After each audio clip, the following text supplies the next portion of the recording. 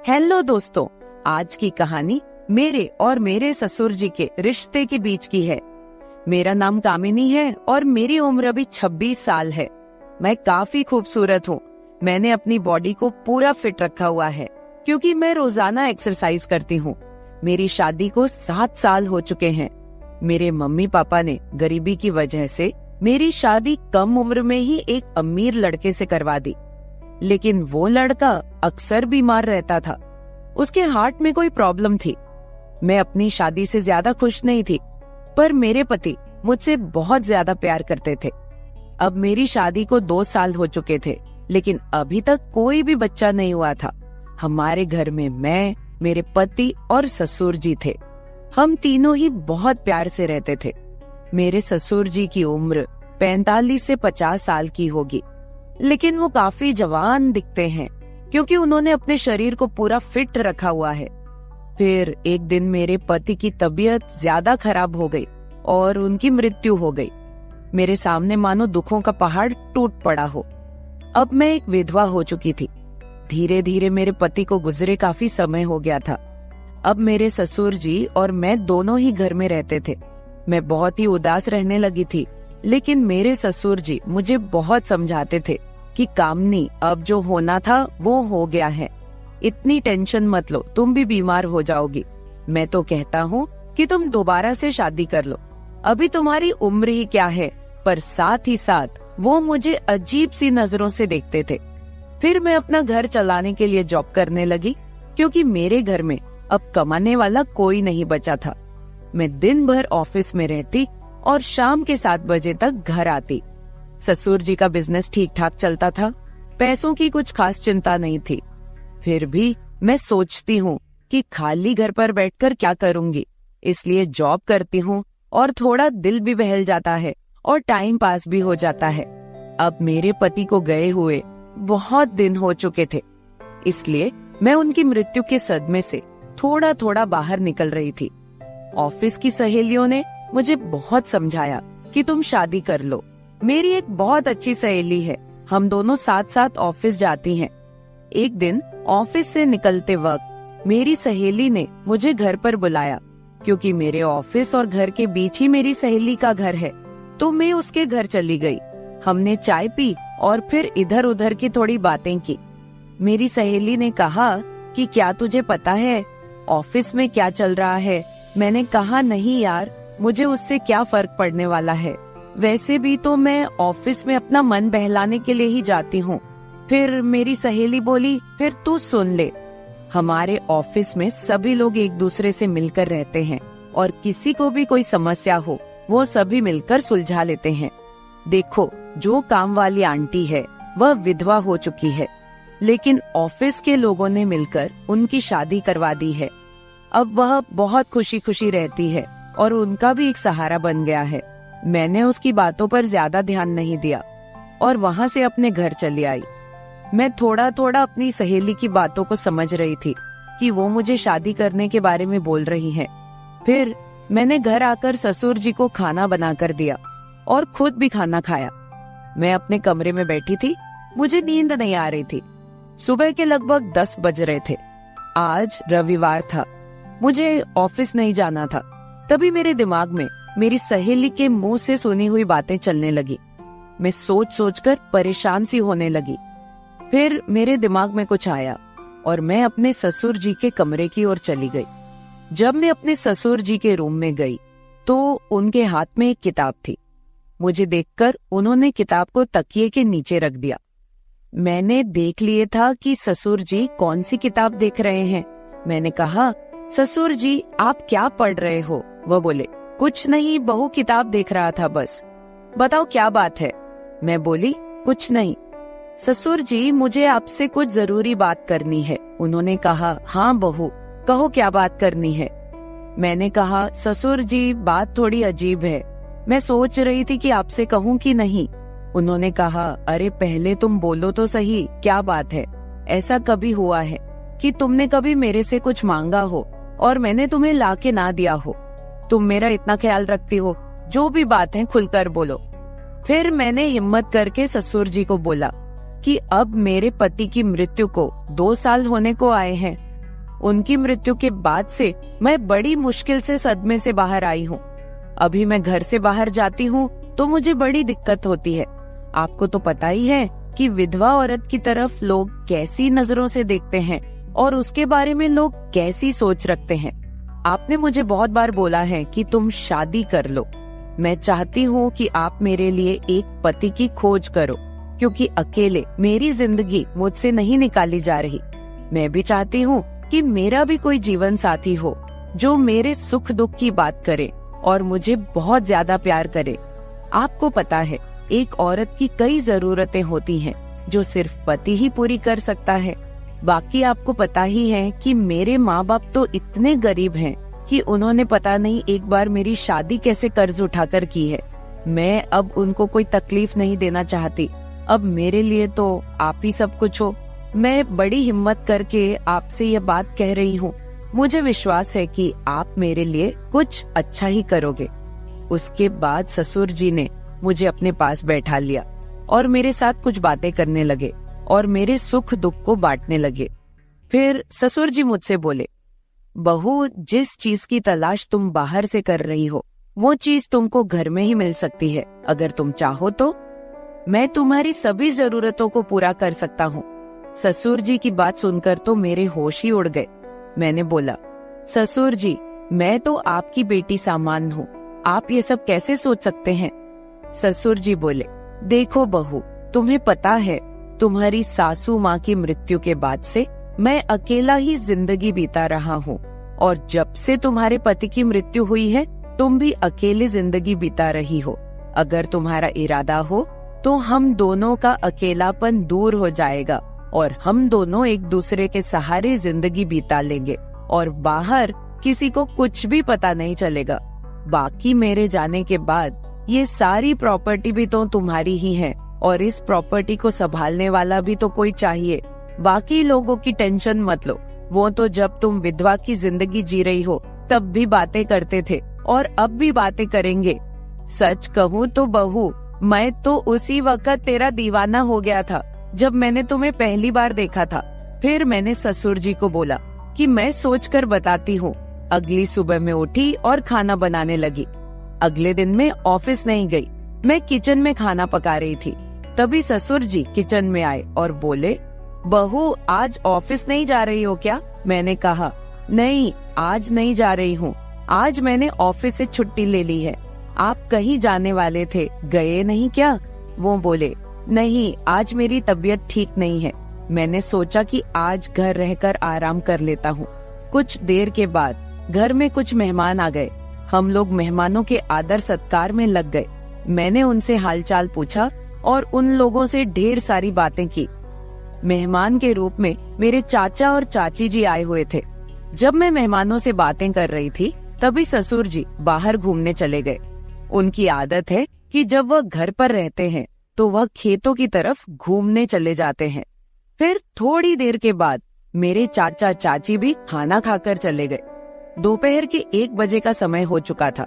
मेरे दिमाग में ससुर जी की बातें घूम रही थी। मैं सोच रही थी कि इस अकेलेपन के साथ मैं सारी जिंदगी कैसे बिताऊंगी। मैं ससुर जी के साथ रहूंगी तो हो सकता है कि हमारा कोई बच्चा भी हो जाए। और ससुर जी की बात सही है, उनके जाने के बाद उनकी सारी प्रॉपर्टी भी तो मेरी ही है। मुझे ससुर जी की बातें काफी हद तक सही लग रही थी। फिर मैंने ससुर जी को कॉल किया और बोली, ससुर जी, खाना तैयार हो गया है, आकर खाना खा लीजिए। इस पर वह बोले, मैं अभी बाहर हूँ और मुझे थोड़ा टाइम लगेगा। मैंने कहा, ठीक है, मैं जरा बाहर जा रही हूँ तो देर शाम तक वापस आऊंगी, क्योंकि मैंने मार्केट शॉपिंग करने के लिए जाना था। फिर मैं मार्केट चली गई और वहाँ से अपने लिए और ससुर जी के लिए कुछ कपड़े खरीद कर लाई।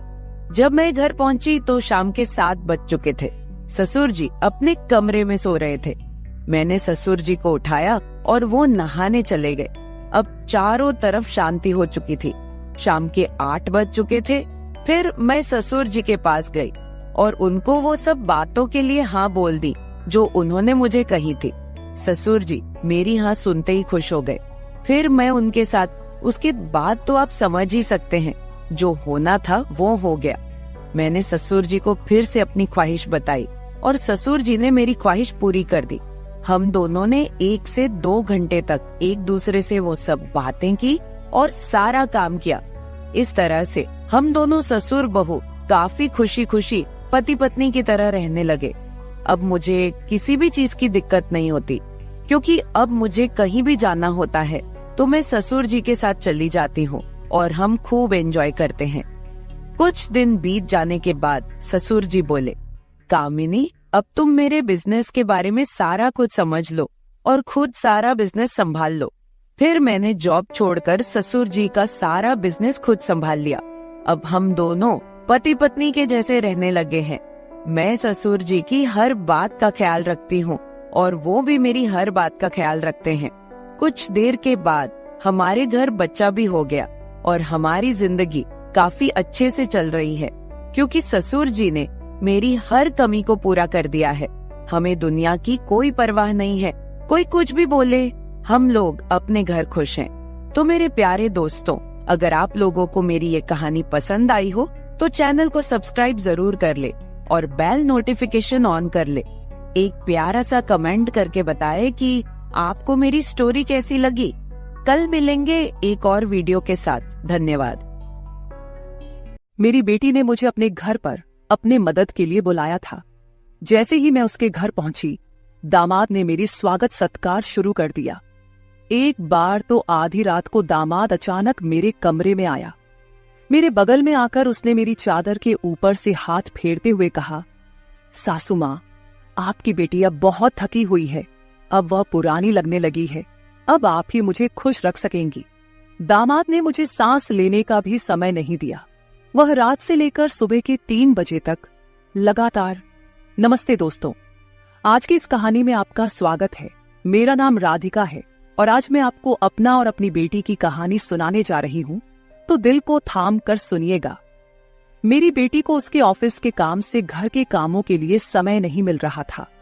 एक दिन उसका मुझे फोन आया और उसने कहा, माँ, मुझे घर के कामों में आपकी बहुत जरूरत है, कुछ दिन मेरे पास आओगी क्या? बेटी की चिंता में मैं तुरंत उसके घर चली गई। मुझे देखते ही बेटी से ज्यादा दामाद खुश हो गए। वे मेरी इतनी सेवा सत्कार क्यों कर रहे थे, ये मुझे समझ नहीं आ रहा था। लेकिन दामाद अचानक से बदल गए थे। मुझे देखते ही मेरी बेटी ने मुझे गले लगाया। उसके पीछे दामाद ने भी मुझे गले लगाया। इससे पहले उन्होंने कभी मुझे इस तरह से गले नहीं लगाया था। अचानक उनमें इतना बदलाव कैसे आ गया, ये मेरी समझ में नहीं आया। जब दामाद ने मुझे गले लगाया तो मुझे बहुत शर्म महसूस हुई। मेरी बेटी सरिता ने अपने पति के इस व्यवहार पर ध्यान भी नहीं दिया। जैसे ही मैं बेटी के घर पहुंची, उसने मुझसे कहा कि वह मेरे हाथों से बनी उसकी पसंदीदा सब्जी खाना चाहती है। आते ही मैं फ्रेश होकर बेटी के किचन में चली गई। उस रात दामाद और बेटी दोनों बड़े चाव से खाना खा रहे थे। खाना खत्म होते ही सरिता बोली, माँ, आज आपके हाथ का खाना खाकर बहुत अच्छा लगा। उसके कहने पर दामाद ने भी हामी भरते हुए कहा, मुझे तो ऐसा लग रहा है जैसे बहुत दिनों बाद पेट भरकर खाया हो। दामाद ने मेरी तारीफ किया तो सरिता ने अपने पति को गुस्से से देखना शुरू कर दिया। वह बोली, सुमित, मेरी माँ के सामने मेरी बुराई मत करो। तुम ऐसा बोल रहे हो जैसे मैं रोज खाना बनाती ही नहीं हूँ। क्या तुम रोज बाहर मेस में खाते हो? उन दोनों के बीच तू मैं शुरू हो गई।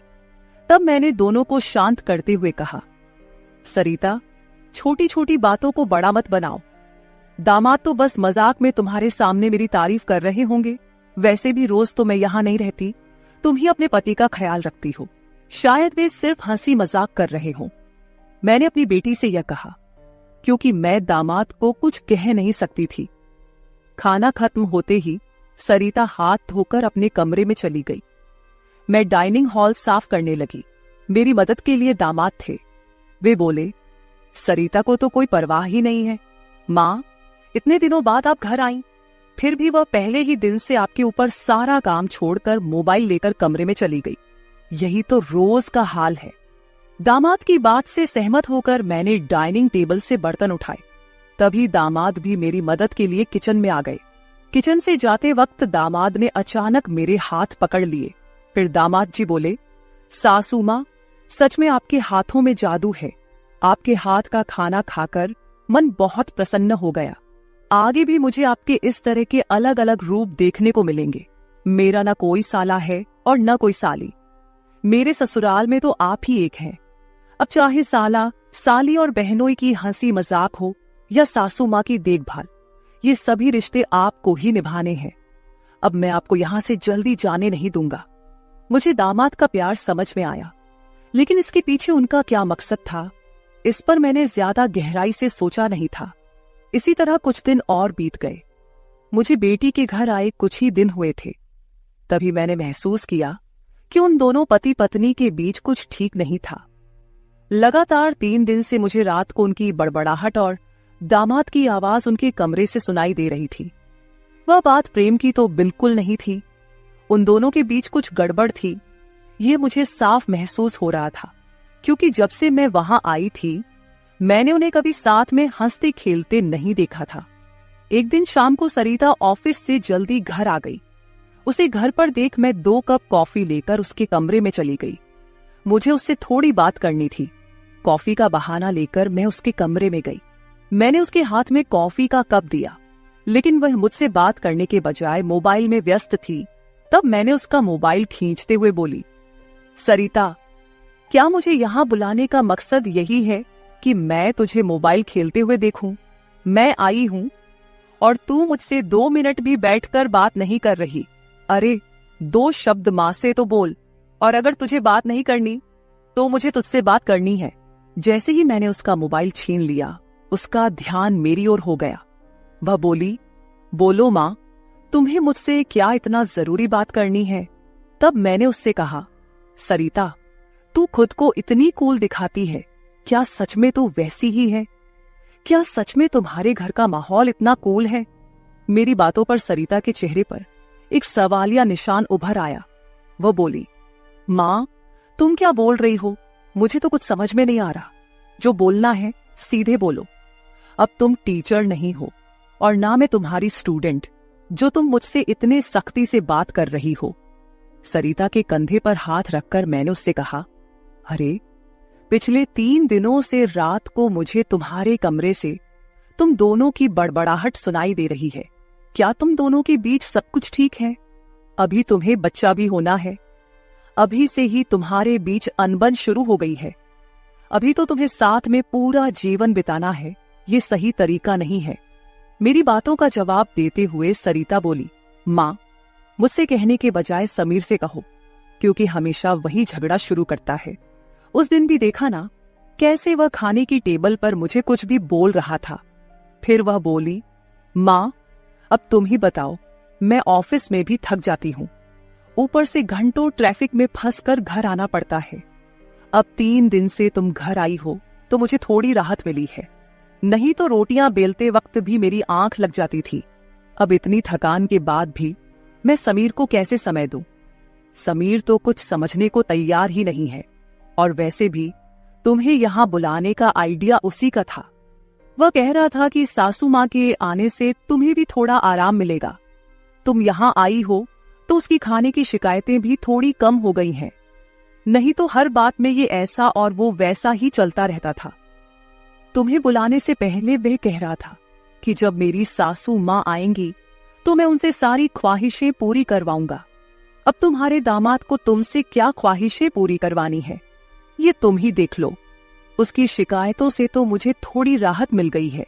सरिता की बातें सुनकर मुझे लगा कि सच में उसे काम से समय नहीं मिल पाता होगा, इसलिए समीर को खाने पीने की परेशानी हो रही होगी, और शायद इसलिए उन्होंने मुझे कुछ दिनों के लिए बुला लिया होगा। लेकिन दामाद को मुझसे और भी ख्वाहिशें पूरी करवानी थीं, इसका मुझे कोई अंदाजा नहीं था। सरिता की बातें सुनकर मुझे लगा कि उनके बीच सामान्य झगड़े हैं जो वे खुद सुलझा लेंगे। इसीलिए आगे मैंने सरिता को और नहीं समझाया। जैसे ही मैं उसके कमरे से बाहर निकली, मुझे दामाद की गाड़ी का आवाज सुनाई दिया। उस दिन समीर भी जल्दी घर आ गए थे। उन्हें घर में देखकर मैंने कहा, आज आप जल्दी आ गए, चलो अच्छा हुआ। आज तुम दोनों बाहर जाकर डिनर कर लो, घर में संभाल लूंगी। उन्हें थोड़ा बाहर घूमने फिरने का मौका मिलेगा, इसलिए मैंने उन्हें डिनर के लिए बाहर जाने को कहा। लेकिन दामाद ने कहा, सासू माँ, होटल जाने की जरूरत नहीं है। आज मेरे बॉस का 50वां जन्मदिन है। बॉस ने जन्मदिन के मौके पर एक 5 स्टार होटल में पार्टी रखी है और हमें खास तौर पर उस पार्टी में बुलाया गया है। समीर की बात सुनकर मैंने कहा, अरे वाह, तो फिर तुम दोनों जल्दी से अच्छे से तैयार हो जाओ और साथ में पार्टी में जाओ। तब दामाद जी बोले, सासू माँ, हम दोनों अकेले नहीं जाएंगे। बॉस ने पूरे परिवार को बुलाया है और आप भी हमारे परिवार हैं, इसलिए आप भी हमारे साथ चलो। तब सरिता भी मुझसे जिद करने लगी। उसने कहा, माँ, घर पर तुम अकेले बैठी क्या करोगी? तुम भी हमारे साथ चलो, तुम्हें भी अच्छा लगेगा। एक तो जब से तुम यहाँ आई हो, मैं तुम्हें कहीं बाहर घुमाने भी नहीं ले जा पाई। मैं छुट्टी लूंगी तो लूंगी, पर अभी तो तुम हमारे साथ बाहर चलो, कम से कम तुम्हारा भी मन थोड़ा हल्का हो जाएगा। उन दोनों का इतना जोर बढ़ गया कि मुझे भी उनके साथ जाने के लिए तैयार होना पड़ा। मैं हमेशा कहीं भी जाती थी तो अपने साथ 1-2 पार्टी वियर कपड़े रखती थी। इस बार भी मैंने पिंक रंग की नेट वाली साड़ी साथ रखी थी। मैंने वही साड़ी पहनकर अच्छे से तैयार होकर कमरे से बाहर आई। जैसे ही मैं बाहर आई, दामाद मुझे लगातार देखने लगे। वो मुझे ऊपर से नीचे तक नजर फेरने लगे। उन्होंने कहा, आज आपको सासू माँ कहने में मुझे शर्म आ रही है, क्योंकि आप किसी भी तरह से उम्रदराज नहीं लग रही हैं। आज तो आप किसी हीरोइन से कम नहीं लग रही हैं। दामाद की बातों पर मुस्कुराते हुए मैं बाहर गाड़ी के पास चली गई। कुछ देर बाद घर को लॉक करके बेटी और दामाद भी बाहर आ गए। दामाद मेरी तारीफ कर रहे थे, लेकिन सरिता का ध्यान उस पर नहीं था। लेकिन जैसे ही पार्टी में गए और दामाद के बॉस हमारे पास आए, उन्होंने मुझे देखकर समीर से कहा, समीर, तुम्हारी साली तो बहुत ही सुंदर है। इस पर समीर कुछ बोलते उससे पहले ही सरिता बोली, बॉस, ये समीर की साली नहीं है, ये तो माँ है, ये समीर की सास है। हमारे रिश्ते को सुनकर बॉस चौंक गए। उन्होंने कहा, आपकी खूबसूरती और जवानी को देखकर ऐसा बिल्कुल नहीं लगा कि आप सासू माँ हो सकती हैं। बॉस ने अपनी गलती स्वीकारते हुए मुझसे माफी मांगी और वहां से चले गए। बॉस के जाते ही दामाद मेरी तारीफ करने लगे। उन्होंने कहा, सच में सासू माँ, आज तो आप सरिता से भी ज्यादा खूबसूरत लग रही हैं। सच में पत्नी तो ऐसी होनी चाहिए। ऐसा कहकर दामाद ने मेरे हाथ पर ताली मारी और हंसने लगे। लेकिन उनकी इस मजाक पर सरिता गुस्से से मेरी ओर देखने लगी। अब मुझे धीरे धीरे दामाद की नजरों का एहसास होने लगा था। कुछ देर बाद हम घर जाने के लिए निकल पड़े। घर पहुंचते ही सरिता और मैं एक साथ गाड़ी से उतरे। गाड़ी से उतरते ही सरिता ने मुझसे कहा, माँ, आज के बाद तुम्हें इतना सजने संवरने की कोई जरूरत नहीं है। थोड़ा अपनी उम्र के हिसाब से रहना सीखो। गुस्से में तीखे शब्द बोलते हुए सरिता पैर पटकती हुई घर के अंदर चली गई। मुझे उसका गुस्सा कुछ समझ नहीं आया। असल में मुझे तो किसी भी बात पर गुस्सा आने का सवाल ही नहीं था। फिर भी सरिता मुझसे नाराज होकर पैर पटकते हुए घर के अंदर चली गई थी। नादान लड़की सोचकर मैंने उसकी बातों को नजरअंदाज किया और घर में जाकर अपने कमरे में चली गई। कुछ देर बाद फ्रेश होकर मैंने रात में सोने के लिए नाइट गाउन पहन लिया। रोज की तरह सोने से पहले मैंने अपने हाथ पैरों पर बॉडी लोशन लगाया। तभी अचानक दरवाजे पर दस्तक हुई। दरवाजे पर दामाद थे। हमारी नजरें मिलते ही दामाद ने कहा, सासू माँ, अंदर आ सकता हूं। ये घर उनका ही था, फिर भी वो कमरे में आने के लिए मुझसे अनुमति ले रहे थे। मैंने कहा, ये घर तो आपका ही है, मेरी अनुमति लेने की क्या जरूरत, आप यहाँ कभी भी आ जा सकते हो। फिर हंसते हुए दामाद कमरे के अंदर आ गए। उन्होंने मेरी ओर देखकर कहा, सासू माँ, सच में आज आप बहुत सुंदर लग रही थी। वैसे तो मैं आपको कभी यह कॉम्प्लीमेंट देना चाहता था कि आप आज भी जवान और खूबसूरत दिखती हैं। कभी कभी सच में आपको सासू माँ कहने में मुझे शर्म महसूस होती है। कभी कभी तो आपको नाम से बुलाने की इच्छा होती है। सच में आप सरिता की बहन जैसी लगती हैं। बाहर कुछ समय पहले सरिता ने जो गुस्से में आपको कहा, वह सब मैंने सुना। उसकी बातों पर ध्यान मत दीजिए। और हाँ, एक जरूरी बात यह है कि सरिता की बातों को दिल पर लेकर आप अपना रहन सहन बिल्कुल मत बदलिए। आप जैसी हैं बहुत अच्छी हैं। दामाद के मुंह से अपनी तारीफ सुनकर मेरे मन में लड्डू फूटने लगे। अगर 45 साल की किसी महिला की तुलना 21 साल की जवान लड़की से की जा रही हो तो जाहिर है वह महिला खुश होगी ही। उस समय मेरे साथ भी वैसा ही हुआ था। दामाद की प्रशंसा पर मैं शर्मा गई थी। उस दिन के बाद दामाद की हदें बढ़ने लगी। 4 दिन बाद मुझे अपनी बेटी के कमरे से उनकी बहस की आवाजें सुनाई दी। मैं अपने कमरे से बाहर झांकते हुए वह सब सुन रही थी। तभी दामाद कमरे से बाहर आते दिखे। दामाद को बाहर आते देख मैं जल्दी से अपने कमरे में चली गई। मैं कमरे की लाइट बंद करने ही वाली थी कि समीर मेरे कमरे में आ गया। वो काफी गुस्से में लग रहा था। मैंने उसे एक गिलास पानी दिया और पूछा, सब ठीक तो है ना? इस पर दामाद बोले, सासू माँ, आपकी बेटी और आप में कितना फर्क है। शादी के बाद पति से कैसा व्यवहार करना चाहिए, उसे कैसे खुश रखना चाहिए, आपने सरिता को कुछ भी नहीं सिखाया। जब भी मैं उसके पास जाता हूँ वह मुझसे एक ही बात कहती है कि मैं बहुत थक गई हूँ। आपकी बेटी अब पूरी तरह बूढ़ी दिखने लगी है, उसके सामने आप जवान लगती हैं। कहाँ आपकी जवानी और कहाँ सरिता की समय से पहले आई बुढ़ापा। मैंने शांत रहकर समीर की सारी बातें चुपचाप सुनी। उनकी बातें खत्म होते ही मैंने उसे समझाते कहा, दामाद जी, आप गुस्सा मत कीजिए। सरिता अपने ऑफिस के काम में पूरी तरह थक जाती है, इसलिए वह थोड़ी परेशान हो गई है। कुछ दिन आप दोनों बाहर घूमने चले जाइए, सब कुछ ठीक हो जाएगा। काम की भाग दौड़ में खुद के लिए भी समय निकालना जरूरी है। इस पर दामाद बोले, मैं तो सब कुछ करने के लिए तैयार हूँ, लेकिन आपकी बेटी को ऑफिस से छुट्टी लेने की इच्छा होगी, तभी मैं भी उसके साथ कहीं जा सकूंगा। मैंने फिर से दामाद को समझाया और उनके हाथ में पानी का गिलास दिया। दामाद से बात करते हुए अनजाने में मेरा हाथ उनके पैर पर रख दिया गया। अचानक दामाद ने अपने पैर पर रखा मेरा हाथ अपने हाथ से पकड़ा और मेरे हाथ से गिलास को एक ओर रखते हुए दूसरे हाथ से मेरे चेहरे से बाल हटाकर बोले, सासू माँ, आप सच में बहुत सुंदर हैं। आपको देखकर तो सरिता को देखने की इच्छा ही नहीं होती। कहाँ आपके चेहरे का तेज और कहाँ सरिता की झुर्रियां। दामाद मेरे सामने मेरी बेटी की बुराई कर रहे थे। मैंने उन्हें कहा, आप मेरी सुंदरता की तारीफ कर रहे हैं, इसके लिए धन्यवाद, लेकिन जिस लड़की के बारे में आप बुरा भला कह रहे हैं वह मेरी बेटी है, ये मत भूलिए। दामाद बोले, सासू माँ, मैं कुछ गलत नहीं कह रहा हूँ, जो सच है वही कह रहा हूँ।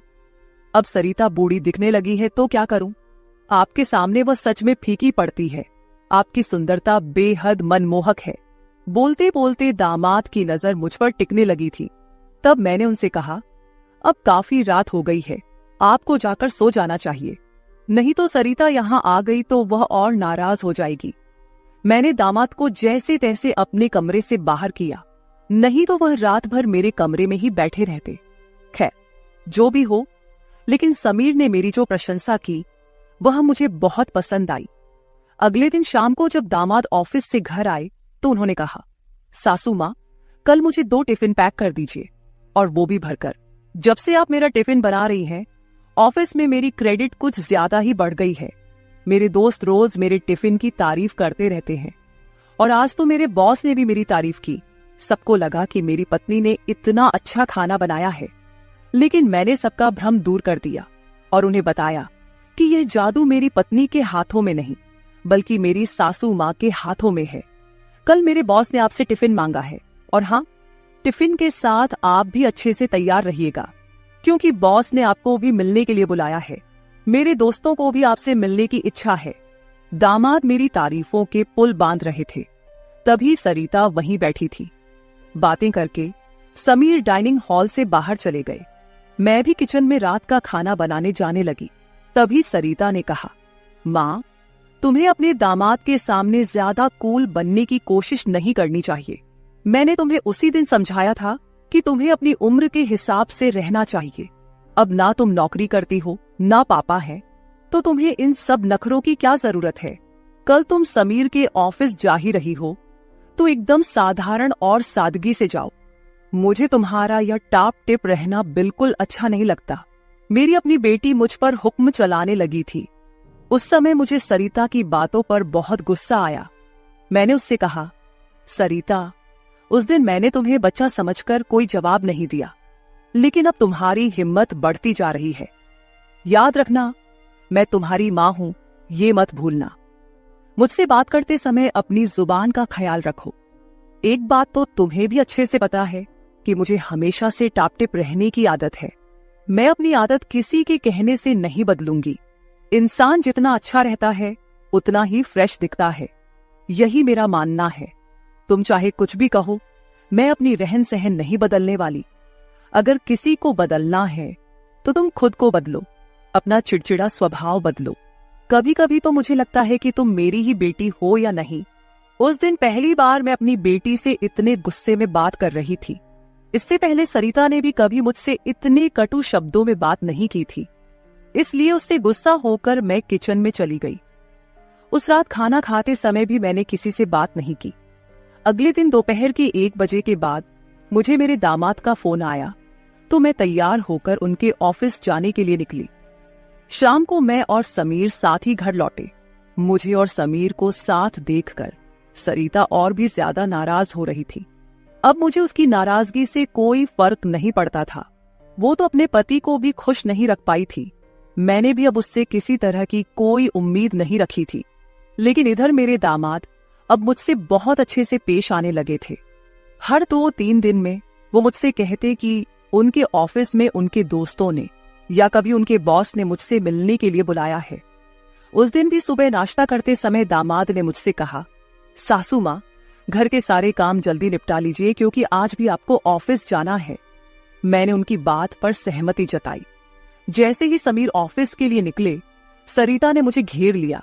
उसने कहा, माँ, मैं कुछ दिनों से देख रही हूँ रोज तुम अपने दामाद के ऑफिस जा रही हो, शाम को उनके साथ हंसती खेलती घर लौटती हो। अब भी तुम दोनों में सास दामाद का रिश्ता बरकरार है या फिर सीमाएं पार हो गई हैं? उस समय सरिता कुछ ज्यादा ही बोल गई थी। मैंने उस पर जोर से चिल्लाई, फिर भी उसे कोई फर्क नहीं पड़ा। उसने कहा, मुझ पर चिल्लाने की बजाय एक बार यह सोचो कि तुम्हारा और तुम्हारे दामाद का रिश्ता किस मोड़ पर जा रहा है। अगर मेरी बात समझ में नहीं आई तो तुम यहां से जा सकती हो। उसकी बातें सुनकर मेरी आंखों से आंसू बहने लगे। मेरे आंसुओं की परवाह किए बिना सरिता ऑफिस चली गई। उसके बाद 5 घंटे बीत गए, लेकिन मैं अपने कमरे में बैठी आंसू बहाती रही। समीर के लगातार फोन आ रहे थे, लेकिन मैंने फोन उठाने से इनकार कर दिया। 5 घंटे बाद मैंने खुद को संभाला और अपना बैग पैक करने लगी। जैसे ही मैं सरिता के घर से निकलने लगी, दरवाजा खोलते ही मैंने देखा कि बाहर मेरा दामाद गाड़ी पार्क कर रहा था। मुझे अचानक जाता देख उन्होंने मेरा हाथ पकड़ा और सीधे घर के अंदर ले आए। कमरे में पहुंचते ही समीर ने मेरा बैग खाली कर दिया। वह बोले, सासू मां, ये क्या हो रहा है? आप बिना कुछ कहे यहां से क्यों जा रही हैं? मैंने उन्हें सरिता की बात कुछ नहीं बताई। मैंने कहा, मेरे कारण शायद आपके रिश्ते में दूरियां आ रही हैं। अब मुझे भी यहां आए काफी दिन हो गए हैं। मैं अपनी बेटी का घर नहीं तोड़ना चाहती। आप अपने जीवन में खुश रहिए, अब मुझे यहां से जाना चाहिए। मैं फिर से अपना बैग पैक करने लगी। तभी दामाद ने मुझे अपनी ओर घुमाए। फिर मेरे कंधे पर हाथ रखकर उन्होंने कहा, सासू मां, जरूर सरिता ने आपको कुछ बुरा भला कहा होगा। मैंने आपको पहले ही समझाया था कि उसकी बातों पर ध्यान न दे। वह मूर्ख है, उसे खुद को संभालना नहीं आता। मुझे तो लगता कि आपकी बेटी आपसे जलने लगी है। जो लोग जलते हैं वे दुआ नहीं देते, इसलिए आपको भी बेफिक्र होकर ठाठ से रहना चाहिए। समीर मुझे हंसाने की कोशिश करने लगे। मेरी आंखों में आंसू देखकर उन्होंने मेरे आंसू पोंछे और कहा, किसी की बातों से इतना हताश मत होइए, मैं आपके साथ हूं। उनके बोलने में एक अलग ही प्यार था। उस दिन के बाद से रोज रात को जब सरिता सो जाती, समीर मेरे कमरे में आने लगे। अब उनका मेरे कमरे में आना मुझे खटकता भी नहीं था, क्योंकि हमारा रिश्ता एक अलग ही मोड़ पर जाने लगा था। अब समीर मेरे सिर्फ दामाद नहीं रहे। 4-5 दिन से समीर मेरे कमरे में आ रहे थे। कुछ दिन बाद अचानक मेरे मन में ख्याल आया कि अगर सरिता को यह सब पता चल गया तो, इसलिए मैं समीर के सामने यह सवाल रखी। मैंने कहा, समीर, तुम रोज रात को सरिता की नजरों से छुपकर मेरे कमरे में आते हो, लेकिन क्या तुम पक्का करते हो कि वह गहरी नींद में होती है? अगर तुम्हारी लापरवाही के कारण सरिता अचानक मेरे कमरे में आ गई और उसने ये सब देख लिया तो क्या होगा? इस पर समीर ने कहा, सासू माँ, कभी न कभी हमें इस स्थिति का सामना करना ही होगा। जो काम मेरी पत्नी को करना चाहिए था वो आपने किया, इसमें आपकी क्या गलती है? उसे वक्त रहते सब कुछ समझना चाहिए था। अब वक्त उसके हाथ से निकल गया है। आप ज्यादा चिंता मत कीजिए, नहीं तो आपके चेहरे पर भी झुर्रियां आने लगेंगी। आप चिंता मत करें, बस सरिता के सामने इस रिश्ते को स्वीकार करने का साहस रखिए। हम दोनों बात कर ही रहे थे कि अचानक सरिता कमरे में आ गई। मैंने उसका नाम लिया ही था कि वह वहां मौजूद हो गई थी। हम दोनों सास और दामाद एक दूसरे को देखने लगे। सरिता तो हमें साथ देखकर हमारी ओर बस देखती ही रह गई थी। उसने कहा, मुझे तुम दोनों पर पहले ही शक हो गया था। समीर, तुम्हें क्या लगा कि तुम रोज रात को मुझे चकमा देकर जाते हो और मुझे इसका बिल्कुल पता नहीं चलता? मैं तो बस मौके का इंतजार कर रही थी, क्योंकि मुझे तुम दोनों को रंगे हाथ पकड़ना था। अब तो मैंने तुम्हारी सारी बातें रिकॉर्ड कर ली हैं और तुम्हें इस हालत में भी देख लिया है। सरिता बोल ही रही थी कि तभी समीर का फोन बजा। उसने मेरा हाथ छोड़ दिया और कमरे से बाहर चला गया। थोड़ी देर पहले जब वह मुझे समझा रहा था तो उसने मेरा हाथ पकड़ रखा था। कुछ ही मिनटों बाद वह एक शख्स को लेकर कमरे में वापस आया। वह तीसरा शख्स और कोई नहीं बल्कि समीर का बॉस था। उसे आधी रात को घर में देखकर सरिता चौंक गई। उसने बॉस की ओर देखकर कहा, आप इस समय यहां कैसे? बॉस आश्चर्यचकित होकर सरिता को देख रहे थे। तब सरिता बोली, आप यहां क्यों आए हैं ये तो मुझे नहीं पता, पर मुझे अब एक गवाह मिल गया है। वह बॉस के सामने मेरे और मेरे दामाद के रिश्ते के बारे में बकवास करने लगी। तभी समीर के बॉस यानी रघुवीर जी सरिता की ओर देखकर बोले, सरिता, तुम यह क्या बकवास कर रही हो? तुम्हें पता है तुम अपनी माँ और अपने पति के बारे में क्या कह रही हो? अब तो सरिता और भी ज्यादा बकवास करने लगी। तभी समीर उस पर चिल्लाया। उसने कहा, मैं अभी तक सब सुन रहा था। मुझे पता था कि तुम समझदार नहीं हो, इसलिए मैंने तुम्हें कुछ नहीं बताया, लेकिन अब तुम बॉस के सामने कुछ भी बकवास करने लगी हो। शायद अब तुम्हें सच बताने का समय आ गया है। मैं समीर को शांत रहने के लिए कह रही थी, लेकिन उसने मेरी एक न सुनी। वह बोला, माँ, अब और कितने दिन आप यह सब बातें छुपा कर रखेंगी? इस तरह मन मारकर जीवन को सुखमय नहीं बनाया जा सकता। जीना है तो खुले दिल से जियो। आपको किसी से डरने की जरूरत नहीं है, क्योंकि आपने कोई अपराध नहीं किया। समीर ने सरिता से कहा, सरिता, पिछले कुछ दिनों से मैं इस कमरे में आ रहा हूं, ये सच है, लेकिन मैं इस कमरे में क्यों आ रहा था इसका कारण वो नहीं है जो तुम सोच रही हो। इसका असली कारण कुछ और ही है। मैं यहां इसलिए आता था ताकि अपने बॉस को तुम्हारी माँ के कमरे में सुरक्षित छोड़ सकूं। मैं तुम्हारी माँ के साथ नहीं बल्कि मेरे बॉस होते थे। जिस दिन हम बॉस के जन्मदिन की पार्टी में गए थे, उस रात जब हम पार्टी से घर लौटे थे तो मैंने तुम्हारी माँ को उनके कमरे में रोते हुए देखा था। उसी रात बॉस ने मुझसे तुम्हारी माँ का फोन नंबर भी लिया था। उस रात बॉस बार बार तुम्हारी माँ को फोन कर रहे थे। उस रात जब मैं अचानक तुम्हारी माँ के कमरे में गया तो मैंने उनके फोन में बॉस के कई मिस्ड कॉल देखे। अगले दिन मैंने बॉस से इस बारे में पूछा, तभी मुझे सच्चाई पता चली। एक समय था जब तुम्हारी माँ और बॉस एक ही कॉलेज में पढ़ते थे। इतना ही नहीं, उन दोनों के बीच प्यार भी था, लेकिन घर वालों के दबाव के कारण वे अपना जीवन एक साथ नहीं बिता सके। पर किस्मत ने 30 साल बाद उन्हें एक बार फिर से आमने सामने खड़ा कर दिया। तुम्हारी माँ कुछ बोलने के लिए तैयार नहीं थी, लेकिन बॉस की वजह से मुझे उन दोनों के रिश्ते के बारे में पता चला। तब से मैंने जानबूझकर कभी दोस्तों का बहाना बनाया तो कभी बॉस का, ताकि तुम्हारी माँ और बॉस को एक दूसरे से मिलवा सकूं। धीरे धीरे मैंने तुम्हारी माँ के चेहरे पर खुशी देखनी शुरू की। वह भी अपना पुराना रिश्ता जीने लगी, लेकिन तुमने इसे गलत समझा और माँ पर गलत आरोप लगाए। तुम्हारे आरोपों के बाद तुम्हारी माँ ने घर से बाहर निकलना बंद कर दिया। तब से मैंने इस प्रेमी जोड़े की मुलाकात अपने घर में ही करानी शुरू कर दी। तुम्हारी माँ जानती थी कि तुम इस उम्र में उनके और बॉस के रिश्ते को स्वीकार नहीं करोगी, इसलिए उन्होंने कभी तुमसे खुलकर बात नहीं की। लेकिन अब मुझे लगता है कि उन्हें अपनी जिंदगी का फैसला खुद करने देना चाहिए। सरिता बोली, समीर, तुम मेरी माँ को उनके प्रेम से मिलने के लिए इतना प्रयास कर रहे थे, तुम दामाद होकर भी कोई आपत्ति नहीं कर रहे थे और मेरी माँ को एक बार फिर से जीने का मौका दे रहे थे। मैं आगे बढ़ी और सरिता से आंसू भरी आंखों के साथ बोली, मुझे माफ कर दे बेटी, मुझे इस उम्र में यह सब नहीं करना चाहिए था, मुझे रघुवीर से फिर से नहीं मिलना चाहिए था। लेकिन तू चिंता मत कर, सुबह होते ही मैं यहां से चली जाऊंगी। मैं रघुवीर से कभी नहीं मिलूंगी। इस उम्र में मुझे यह बातें तुम्हारे मुंह से सुनने से पहले ही मैं यहां से चली जाती हूं। मेरी आंखों में आंसू देखकर सरिता बोली, मां, मुझे माफ कर दो, मैंने तुम्हें समझा ही नहीं, ना मैंने कभी तुम्हारे अकेलेपन को महसूस किया।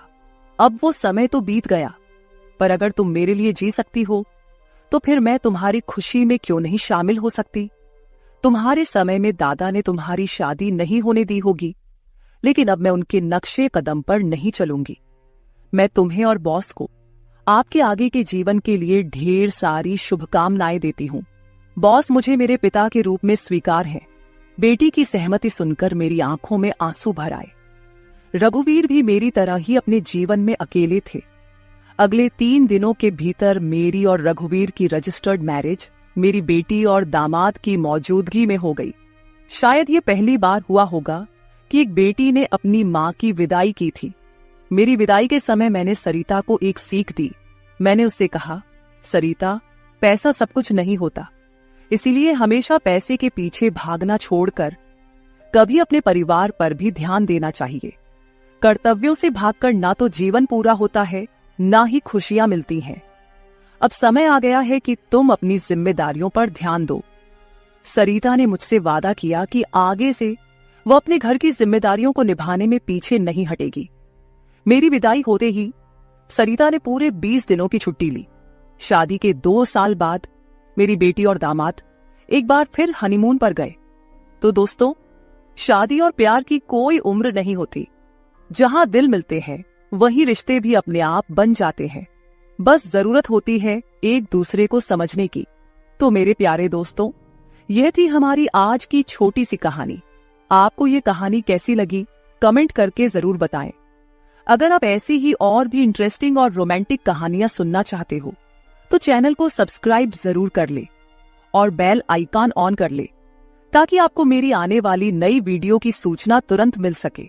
कल मिलेंगे एक और नई कहानी के साथ। धन्यवाद।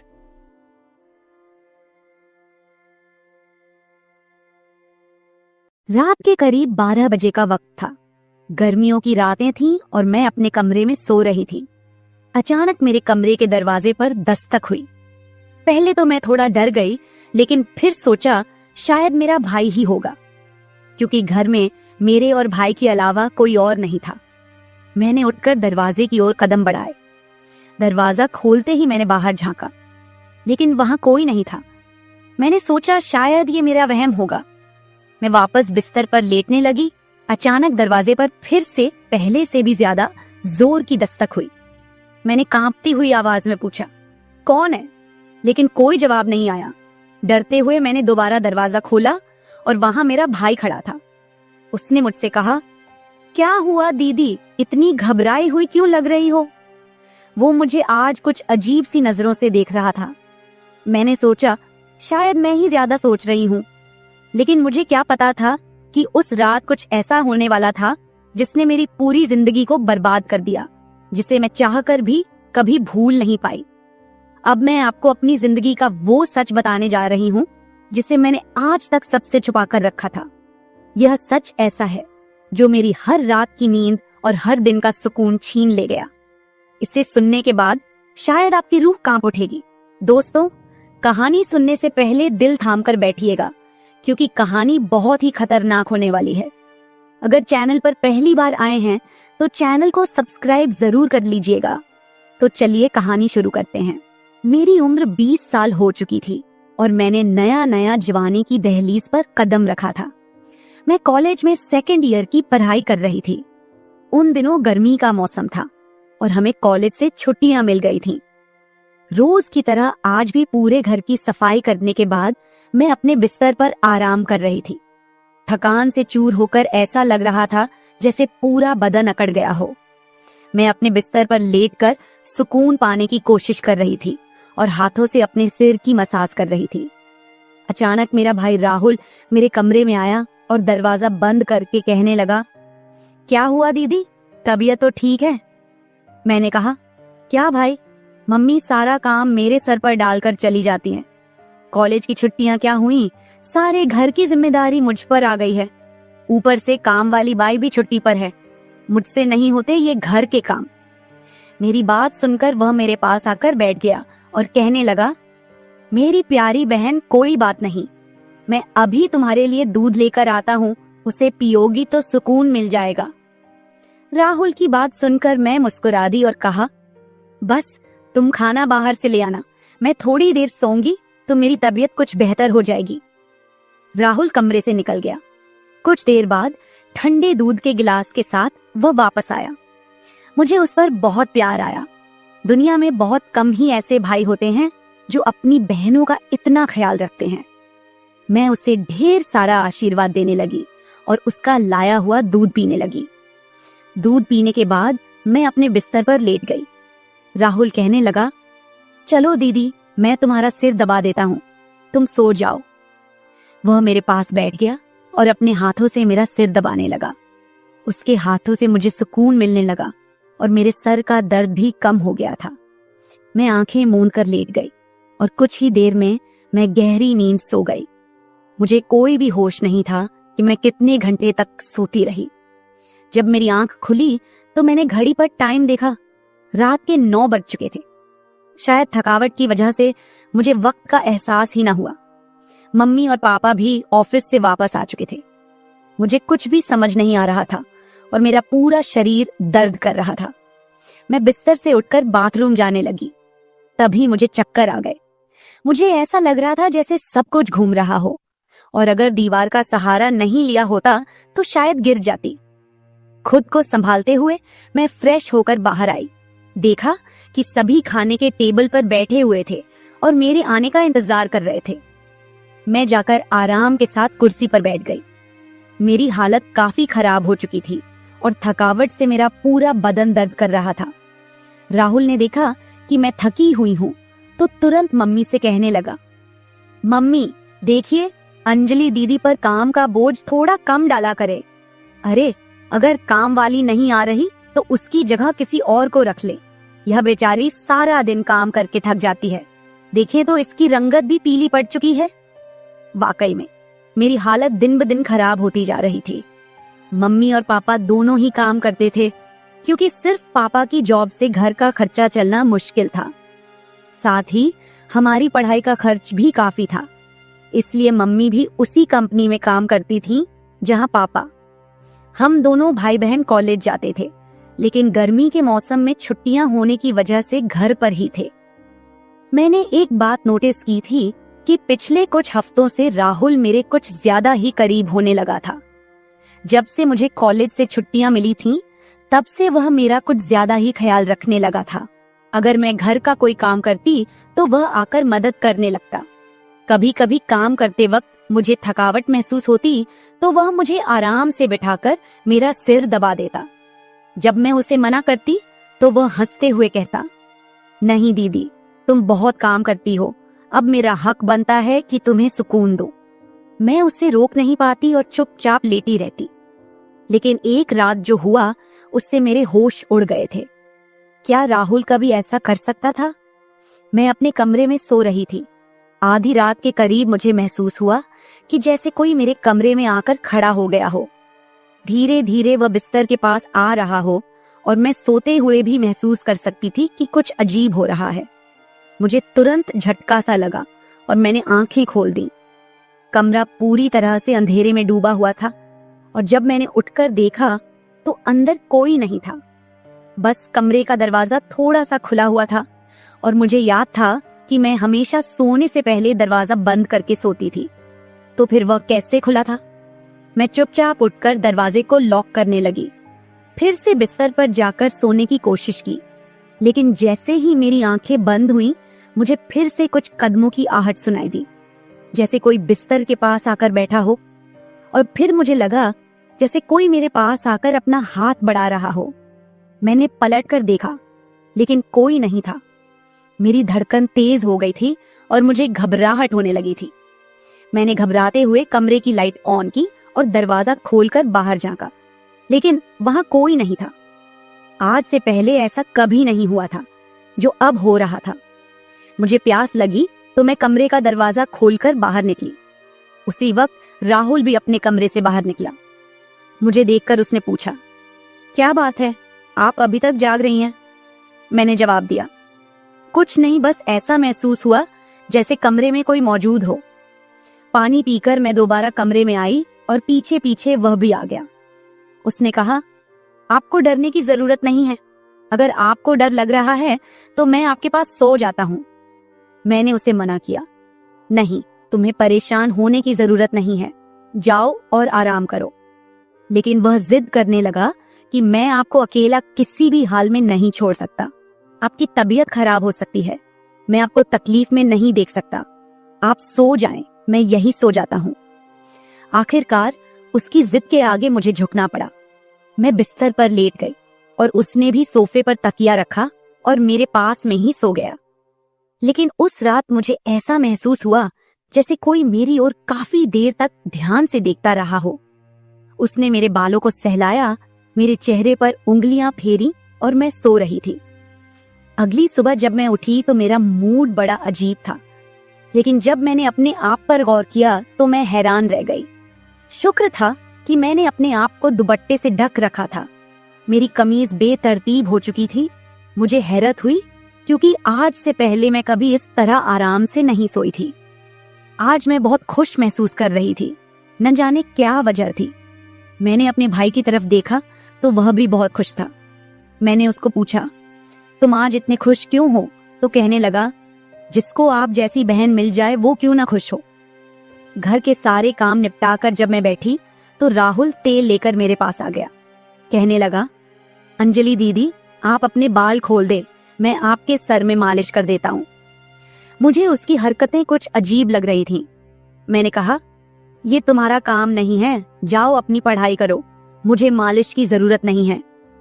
मगर उसने मेरी बात नहीं मानी और खुद ही मेरे बालों से कैचर उतार कर कहने लगा, आप नखरे मत किया करो, किस्मत वालों को ही ऐसे भाई मिलते हैं। जब आपका भाई आपके खूबसूरत रेशमी बालों में मसाज करना चाहता है तो आपको क्या समस्या हो सकती है? आ जाइए, मैं आपके सर की मसाज कर देता हूँ, आपको बहुत सुकून मिलेगा। वह मुझे उठाकर कमरे में ले गया। मैं बेड पर तकिया रखकर लेट गई। मेरे बाल बेड से नीचे लटक रहे थे। वह मेरे सरहाने बैठकर मेरे बालों की मसाज करने लगा। राहुल मुझसे 3 साल छोटा था, मगर मुझे नाम से बुलाता था। कहता, आप इतनी प्यारी हैं कि आपको देखकर दिल करता है कि आप हमेशा इसी तरह मुस्कुराती रहें और मैं आपका लाभ उठाता रहूं। वह मेरे सिर की मालिश कर रहा था और उसके हाथों में जैसे जादू था। मुझे इतना मजा आया कि मैं नींद की वादियों में खोने लगी। तेल की खुशबू भी बहुत जबरदस्त थी। तेल की हल्की हल्की महक कमरे में फैल चुकी थी। मैंने उत्सुकतावश उससे पूछा, ये तेल कौन सा है? उसने मुस्कुराते हुए जवाब दिया, ये एक खास तेल है जो आपकी सुंदर जुल्फों को और भी चमकदार बनाएगा। आपके बालों की खास देखभाल के लिए ही लाया हूँ। उसकी बातें मुझे बहुत अजीब सी लग रही थी। मैं समझ नहीं पाती थी कि वह किस तरीके से बात कर रहा है। मालिश के दौरान कब मुझे नींद आ गई पता ही नहीं चला। कुछ समय बाद जब मेरी आंख खुली तो मेरे पूरे बदन में भारीपन महसूस हो रहा था। ऐसा लगा रहा था जैसे किसी ने मुझ पर बहुत ज्यादा वजन रख दिया हो। मेरी टांगों और हाथों में अजीब सा दर्द था, मानो घंटों तक मैं किसी भारी बोझ के नीचे रही हूं। पूरे बदन में दर्द सरायत कर रहा था। मैं धीरे धीरे उठकर बैठी और चारों तरफ नजर दौड़ाई। मेरे कपड़े हल्के हल्के गीले हो गए थे और पंखा भी बंद था। कमरे में गर्मी का एहसास हो रहा था। मैंने चक्कर खाती हालत में बेड से नीचे कदम रखा, मगर पैरों में जैसे जान नहीं थी। मैंने अपने भाई को देखा जो शांत और सामान्य नजर आ रहा था। लेकिन ये सब क्या हो रहा था? मुझे समझ नहीं आ रहा था कि आखिरकार ऐसा क्यों हो रहा है। बड़ी मुश्किल से खुद को घसीटते हुए मैं बाथरूम पहुंची और फ्रेश होकर आई। आईने में अपनी हालत